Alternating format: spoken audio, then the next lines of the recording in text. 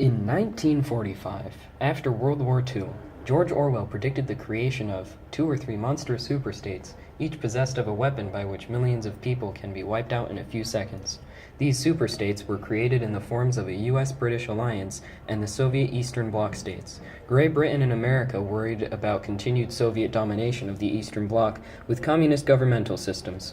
In 1947 to 48, the Marshall Plan was established by the United States as a way to keep Western Europe from becoming communist, solidifying the idea of a Cold War in the minds of the general populace.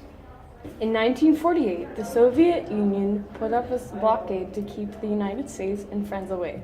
For almost a year, the states successfully supplied parts of Berlin under Soviet control with food and supplies. Gail Halvorsen, also known as Berlin Candy Bomber, and Uncle Wigglings, was most known for dropping candy for German children. This historical event exemplified the growing tension between the United States and the Soviet Union.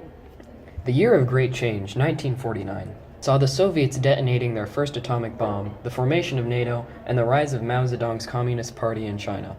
Then, in 1950, Soviet-backed North Korea invaded South Korea, starting the Korean War, which was ended with an armistice in 1953, which coincidentally coincided with the death of Stalin, the glorious Soviet leader.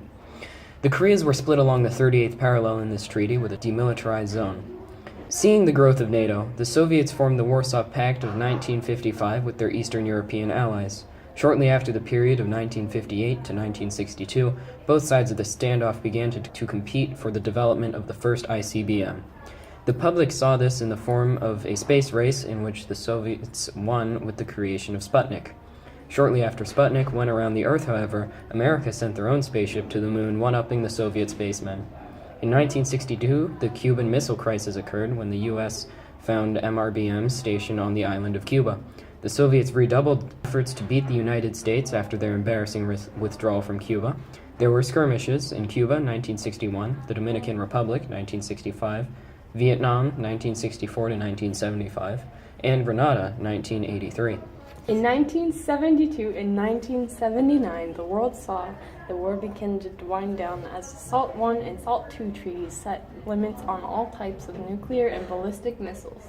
Once 1990 came around and Gorbachev submitted and acknowledged the fall of the USSR after several years of economic and industrial decline.